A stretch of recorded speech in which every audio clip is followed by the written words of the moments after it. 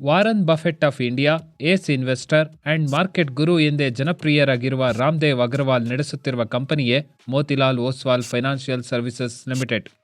2015ರಲ್ಲಿ ಕೇವಲ ₹70 ಇದ್ದ ಷೇರಿನ ಬೆಲೆ ಕಳೆದ ಅಕ್ಟೋಬರ್ನಲ್ಲಿ ₹1075 ತಲುಪಿತ್ತು.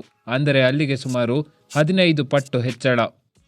ಆದರೆ ಈಗಿನ ಮಾರ್ಕೆಟ್ ಫಾಲ್ನಲ್ಲಿ ಸುಮಾರು ₹600 ರೇಂಜ್ ಅನ್ನು ತಲುಪಿದ್ದು, ಅಲ್ಲಿಗೆ ಸುಮಾರು 42%ಗಳ ದೊಡ್ಡ ಕರೆಕ್ಷನ್ ಅನ್ನು ನೀಡಿದೆ. ಹಾಗಾದರೆ ಈ ಕರೆಕ್ಷನ್ ಹಿಂದಿನ ಕಾರಣವೇನು?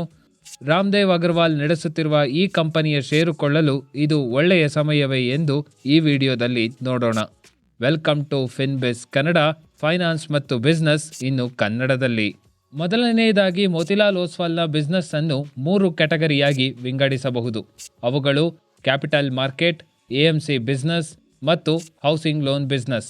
ಕ್ಯಾಪಿಟಲ್ ಮಾರ್ಕೆಟ್ ಸೆಗ್ಮೆಂಟ್ ಅನ್ನು ನೋಡೋದಾದರೆ ಪ್ರಮುಖವಾಗಿ ರಿಟೇಲ್ ಬ್ರೋಕರ್ ಸರ್ವಿಸ್, ಅಂದರೆ ನಿಮ್ಮ ರೀತಿಯ ರಿಟೇಲ್ ಇನ್ವೆಸ್ಟರ್ಸ್ಗಳಿಗೆ ನೀಡುವ ಬ್ರೋಕಿಂಗ್ ಸರ್ವಿಸ್ ಆಗಿರುತ್ತದೆ. ಅದೇ ರೀತಿ ಇನ್ಸ್ಟಿಟ್ಯೂಷನಲ್ ಈಕ್ವಿಟೀಸ್, ಅಂದರೆ HNI ಮತ್ತು ಇತರ ಇನ್ವೆಸ್ಟಿಂಗ್ ಕಂಪನಿಗಳಿಗೆ ನೀಡುವ ರಿಸರ್ಚ್ ಸೇವೆಯಾಗಿರುತ್ತದೆ.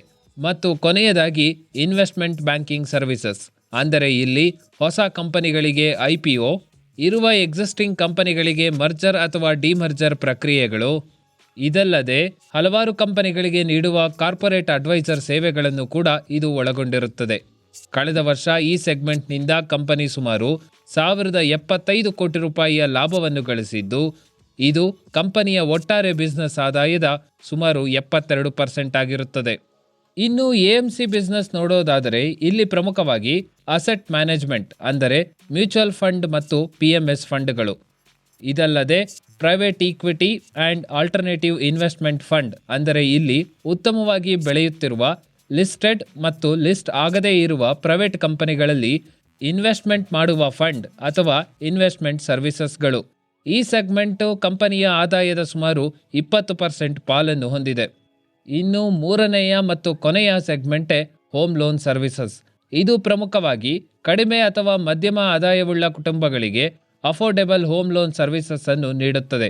ಸದ್ಯ ಅಫೋರ್ಡೆಬಲ್ ಹೋಮ್ ಬಿಸ್ನೆಸ್ ಎಲ್ಲರ ಗಮನ ಸೆಳೆಯುತ್ತಿದ್ದು, ಮತ್ತೊಂದೆಡೆ ಈ ಬಿಸ್ನೆಸ್ ಅನ್ನು ಬೇರೆ ಕಂಪನಿಗೆ ಮಾರಲಾಗುತ್ತದೆ ಎಂಬ ಸುದ್ದಿಯೂ ಕೂಡ ಕೇಳಿಬರುತ್ತಿವೆ. ಆದರೆ ಇಲ್ಲಿ ಕಂಪನಿ ಮಾತ್ರ ಸದ್ಯಕ್ಕೆ ಮಾರುವ ಯಾವ ಆಫರ್ ನಮ್ಮ ಮುಂದೆ ಇಲ್ಲ ಎನ್ನುವ ಮೂಲಕ ಅಡ್ಡಗೋಡೆಯ ಮೇಲೆ ದೀಪ ಇಟ್ಟಂತೆ ಹೇಳಿಕೆಯನ್ನು ನೀಡುತ್ತಿದೆ. ಇನ್ನು ಹೋಮ್ ಲೋನ್ ಸೆಗ್ಮೆಂಟ್ನ ಬಿಸ್ನೆಸ್ ಅನ್ನು ನೋಡೋದಾದರೆ ಸುಮಾರು 3700 ಕೋಟಿಯಷ್ಟು ಲೋನ್ ಬುಕ್ ಅನ್ನು ಹೊಂದಿದೆ. ಅದರಲ್ಲೂ ಪ್ರಮುಖವಾಗಿ ಕೇವಲ 1.2% ಮಾತ್ರ NPA ಹೊಂದಿರುವುದು ಇಲ್ಲಿ ಗಮನಾರ್ಹ ಸಂಗತಿ. ಆದರೆ ಕಂಪನಿಯ ಒಟ್ಟಾರೆ ಆದಾಯದ ದೃಷ್ಟಿಕೋನದಲ್ಲಿ ನೋಡೋದಾದರೆ ಇದರ ಪಾಲು ಕೇವಲ 6% ಅಷ್ಟೇ. ಈ 3 ಬಿಸ್ನೆಸ್ ಸೆಕ್ಟರ್ಗಳ ಪೈಕಿ ಸದ್ಯ ಕ್ಯಾಪಿಟಲ್ ಮಾರ್ಕೆಟ್ ಮತ್ತು ಅಸೆಟ್ ಮ್ಯಾನೇಜ್ಮೆಂಟ್ ಸರ್ವಿಸಸ್ಗಳು ಮಾತ್ರ ವಿಪರೀತ ಒತ್ತಡವನ್ನು ಎದುರಿಸುತ್ತಿದೆ. ಅಂದರೆ ಅಲ್ಲಿಗೆ ಕಂಪನಿಯ ಒಟ್ಟಾರೆ ಬಿಸ್ನೆಸ್ ಆದಾಯದ 92% ಒತ್ತಡದಲ್ಲಿಯೇ ಇದೆ. ಅದಕ್ಕೆ ಮುಖ್ಯ ಕಾರಣ ಅಕ್ಟೋಬರ್ನಲ್ಲಿ ಆಪ್ಷನ್ ಟ್ರೇಡಿಂಗ್ನಲ್ಲಿ ಸೆಬಿ ಮಾಡಿದ ಬದಲಾವಣೆಯಿಂದಾಗಿ ಬಹಳಷ್ಟು ರಿಟೇಲ್ ಟ್ರೇಡಿಂಗ್ ಕೂಡ ಕಡಿಮೆಯಾಗಿದೆ. ಅದಲ್ಲದೆ HNI ಇನ್ವೆಸ್ಟರ್ಸ್ಗಳು ಸೇರಿದಂತೆ ಹಲವಾರು ಜನರು ಟ್ರೇಡಿಂಗ್ನಿಂದ ವಿಮುಖರಾಗುತ್ತಿದ್ದಾರೆ. ಇದರಿಂದ ಕಂಪನಿಗೆ ಟ್ರೇಡಿಂಗ್ನಿಂದ ಪ್ರತಿದಿನ ಬರುತ್ತಿದ್ದ ಹೆಚ್ಚಿನ ಆದಾಯ ಕಡಿಮೆಯಾಗತೊಡಗಿದೆ ಮತ್ತು ಇದಕ್ಕೆ ತುಪ್ಪ ಸುರಿದಿದ್ದು ಇತ್ತೀಚೆಗೆ ಉಂಟಾಗಿರುವ ಮಾರ್ಕೆಟ್ ಫಾಲ್. ಅಂದರೆ ಇಲ್ಲಿ ಪ್ರಮುಖವಾಗಿ ಯಾವಾಗ ಈ ರೀತಿಯ ಮಾರ್ಕೆಟ್ ಕುಸಿತ ಉಂಟಾಗುತ್ತದೋ ಆವಾಗೆಲ್ಲ ರಿಟೇಲ್ ಸೇರಿದಂತೆ HNI ಇನ್ವೆಸ್ಟರ್ಸ್ಗಳು ಸಾಮಾನ್ಯವಾಗಿ ತಮ್ಮ ಟ್ರೇಡಿಂಗ್ ಆಕ್ಟಿವಿಟಿಯನ್ನು ಕಡಿಮೆ ಮಾಡುತ್ತಾರೆ. ಇದರ ಬಿಸಿ ನೇರವಾಗಿ ಕಂಪನಿಯ ಬಿಸ್ನೆಸ್ ಪ್ರಾಫಿಟ್ನಲ್ಲಿಯೇ ಕಾಣುತ್ತಿದೆ. ಅದರ ಜೊತೆ ಈ ರೀತಿಯ ಮಾರ್ಕೆಟ್ ಕುಸಿತ ಮ್ಯೂಚುವಲ್ ಫಂಡ್ ಬಿಸ್ನೆಸ್ಗೂ ಕೂಡ ಹೆಚ್ಚಿನ ಹೊಡೆತವನ್ನು ನೀಡುತ್ತಿದೆ. ಕಳೆದ 1-2 ವರ್ಷಗಳಲ್ಲಿ ಮಿಡ್ ಕ್ಯಾಪ್ ಮತ್ತು ಸ್ಮಾಲ್ ಕ್ಯಾಪ್ ಕ್ಯಾಟಗರಿಯಲ್ಲಿ ಟಾಪ್ ಪರ್ಫಾರ್ಮರ್ ಎನಿಸಿದ್ದ ಮೋತಿಲಾಲ್ ಓಸ್ವಾಲ್ನ ಫಂಡ್ಗಳು ಈ ಮಾರ್ಕೆಟ್ ಫಾಲ್ನಿಂದ ಹೆಚ್ಚಿನ ಒತ್ತಡಕ್ಕೆ ಸಿಲುಕಿ ಮಾರ್ಕೆಟ್ಗಿಂತ ಹೆಚ್ಚಾಗಿಯೇ ಕುಸಿತ ಕಂಡಿದೆ. ಆದ್ದರಿಂದ ಹಲವು ಇನ್ವೆಸ್ಟರ್ಸ್ಗಳು ಈ ಫಂಡ್ ಅನ್ನು ಬಿಟ್ಟು ಹೋಗುತ್ತಿದ್ದು, ಇದರಿಂದ ಕಂಪನಿಯ ಆದಾಯಕ್ಕೆ ಮತ್ತಷ್ಟು ಒತ್ತಡವನ್ನು ಹೇರುತ್ತಿದೆ. ಆದರೆ ಇಲ್ಲಿ ಕಂಪನಿ ಈ ಒತ್ತಡಗಳ ಜೊತೆ ಬಹಳ ಉತ್ತಮವಾಗಿ ಹೊಸ ಕ್ಲೈಂಟ್ಗಳನ್ನು ಪಡೆಯುವ ಮೂಲಕ ಆದಾಯದ ಕೊರತೆಗಳನ್ನು ನೀಗಿಸುತ್ತಿದೆ. ಇಲ್ಲಿ ಕಂಪನಿ ಒಂದು ಕಡೆ ಅಗ್ರೆಸಿವ್ ಮಾರ್ಕೆಟಿಂಗ್ನ ಜೊತೆ ಬಹಳ ವೇಗವಾಗಿ ತನ್ನ ಏಜೆಂಟ್ ಮತ್ತು ಬ್ರಾಂಚ್ ಆಫೀಸ್ಗಳನ್ನು ವಿಸ್ತರಿಸುತ್ತಿದೆ. ಇದರ ಕಾರಣದಿಂದ ಮಾರ್ಕೆಟ್ ಕುಸಿತ ಮತ್ತು ಆಪ್ಷನ್ ಟ್ರೇಡಿಂಗ್ನ ನಿಯಮ ಬದಲಾವಣೆಯಿಂದ ಉಂಟಾಗಬೇಕಾಗಿದ್ದ ಆದಾಯ ಕೊರತೆಯನ್ನು ಬಹಳ ಎಫೆಕ್ಟಿವ್ ಆಗಿ ಹ್ಯಾಂಡಲ್ ಮಾಡಿದೆ. ಸೆಪ್ಟೆಂಬರ್ 2024ರ ಕ್ವಾರ್ಟರ್ನಲ್ಲಿ ಸುಮಾರು 541 ಕೋಟಿ ರೂಪಾಯಿಯ ಬಿಸ್ನೆಸ್ ಲಾಭ ಮಾಡಿದ್ದ ಕಂಪನಿ ಡಿಸೆಂಬರ್ 2024ರಲ್ಲಿ 525 ಕೋಟಿಯ ಆದಾಯವನ್ನು ಪಡೆದಿದೆ. ಅಂದರೆ ಕೇವಲ 3-4% ಮಾತ್ರ ಕುಸಿತ. ಇದಕ್ಕೆ ಮುಖ್ಯ ಕಾರಣ ಕಂಪನಿ ಅತ್ಯಂತ ವೇಗವಾಗಿ ಎಕ್ಸ್ಪ್ಯಾಂಡ್ ಆಗುತ್ತಿರುವುದು ಮತ್ತು ಹೊಸ ಗ್ರಾಹಕರನ್ನು ತನ್ನೆಡೆಗೆ ಸೇರಿಸಿಕೊಳ್ಳುತ್ತಿರುವುದು. ಅಲ್ಲಿಗೆ ಈಗ ನಿಮಗೆ ಈ ಅನುಮಾನ ಬಂದಿರಬಹುದು, ಹೀಗೆ ಕೇವಲ 3-4% ಕುಸಿತಕ್ಕೆ 40% ಕರೆಕ್ಷನ್ ಯಾಕೆ ಅಂತ. ಅದರ ಉತ್ತರ ಹುಡುಕುವಾಗ ಸಿಕ್ಕ ಮತ್ತೊಂದು ಅಂಶವೇ ಟ್ರೆಜರಿ ಇನ್ವೆಸ್ಟ್ಮೆಂಟ್.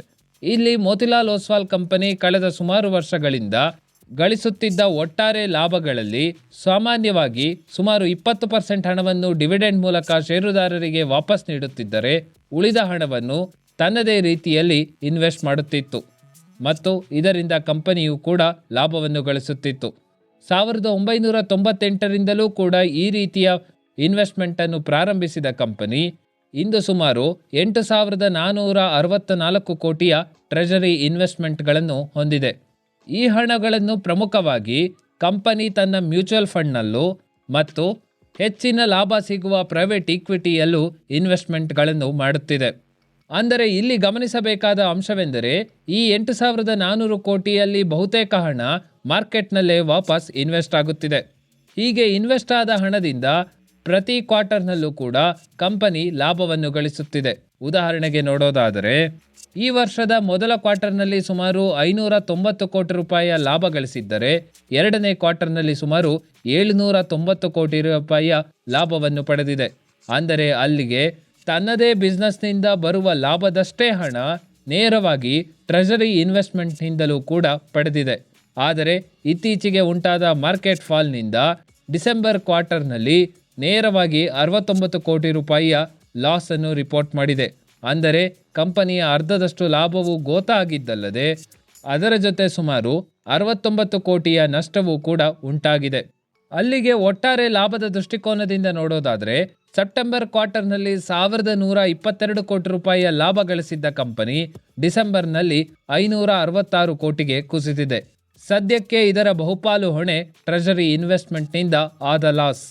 ಅಂದರೆ ನಾವು ಅರ್ಥ ಮಾಡಿಕೊಳ್ಳಬೇಕಾದದ್ದು, ಈ ರೀತಿಯ ಕಂಪನಿಗಳು ಬುಲ್ ರನ್ ಅಥವಾ ಮಾರ್ಕೆಟ್ ಏರುತ್ತಿರುವಾಗ ಒಂದು ಕಡೆ ತಮ್ಮ ಹೆಚ್ಚಿದ ಬಿಸ್ನೆಸ್ನ ಲಾಭ, ಮತ್ತೊಂದು ಕಡೆ ಟ್ರೆಜರಿ ಇನ್ವೆಸ್ಟ್ಮೆಂಟ್ನಿಂದ ಮೂಲಕ ಅತಿ ಹೆಚ್ಚಿನ ಲಾಭವನ್ನು ಪಡೆಯುತ್ತದೆ. ಆದರೆ ಮಾರ್ಕೆಟ್ ಕುಸಿಯುವಾಗ ಇವೆರಡರ ನಷ್ಟದಿಂದಲೂ ಕೂಡ ಅತಿ ಹೆಚ್ಚಿನ ನಷ್ಟವನ್ನು ಕೂಡ ಅನುಭವಿಸುತ್ತದೆ. ಸದ್ಯದ ಲೆವೆಲ್ ನೋಡಿದರೆ ಅಕ್ಯುಮುಲೇಷನ್ ಅಥವಾ ಆವರೇಜ್ ಮಾಡಲು ಸೂಕ್ತ ಎನಿಸಿದರೆ ನಿಮ್ಮದೇ ಆದ ರಿಸರ್ಚ್ ಮಾಡಿಕೊಳ್ಳಿ. ಯಾಕೆಂದರೆ ನಾನು ಯಾವುದೇ ರೀತಿಯ ಸೆಬಿ ರಿಜಿಸ್ಟರ್ಡ್ ಅಡ್ವೈಸರ್ ಅಲ್ಲ ಮತ್ತು ಈ ಎಲ್ಲ ಮಾಹಿತಿಯನ್ನು ಕೇವಲ ಇನ್ಫಾರ್ಮೇಷನ್ ಮತ್ತು ಎಜುಕೇಷನ್ ಪರ್ಪಸ್ಗಾಗಿ ನೀಡುತ್ತಿದ್ದೇನೆ. ಇನ್ನು ಈ ಸ್ಟಾಕ್ನ PE ರೇಷಿಯೋ ನೋಡೋದಾದರೆ ಸದ್ಯ ಸುಮಾರು 10.8ರಲ್ಲಿ ಇದೆ. ಇದು ತನ್ನ ಆವ್ರೇಜ್ PE 17ಕ್ಕಿಂತ ಬಹಳ ಕಡಿಮೆಯೇ ಇದೆ. ಇನ್ನು 10 ವರ್ಷದ ಕಾಂಪೌಂಡೆಡ್ ಸೇಲ್ಸ್ ಗ್ರೋತ್ ಮತ್ತು ಪ್ರಾಫಿಟ್ ಸೇಲ್ಸ್ ಗ್ರೋತ್ ನೋಡೋದಾದರೆ ಕ್ರಮವಾಗಿ 31% ಮತ್ತು 42% ಇದೆ. ಅಂದರೆ ಈ ಕಂಪನಿ ಸೇಲ್ಸ್ ಮತ್ತು ಪ್ರಾಫಿಟ್ ಲೆಕ್ಕದಲ್ಲಿ ಬಹಳ ವೇಗವಾಗಿಯೇ ಬೆಳೆಯುತ್ತಿದೆ. ಇನ್ನು ದೀರ್ಘಕಾಲದಿಂದ ಪ್ರಮೋಟರ್ ಹೋಲ್ಡಿಂಗ್ ಕೂಡ ಉತ್ತಮವಾದ ಸ್ಥಿತಿಯಲ್ಲಿಯೇ ಇದೆ. ಆದ್ದರಿಂದ ಮಾರ್ಕೆಟ್ ಮತ್ತೆ ವಾಪಸ್ ಅಪ್ ಟ್ರೆಂಡಿಗೆ ಬರುವಾಗ ಈ ಕಂಪನಿ ಉತ್ತಮವಾಗಿ ಪರ್ಫಾರ್ಮೆನ್ಸ್ ಮಾಡುವ ಸಾಧ್ಯತೆ ಇದೆ.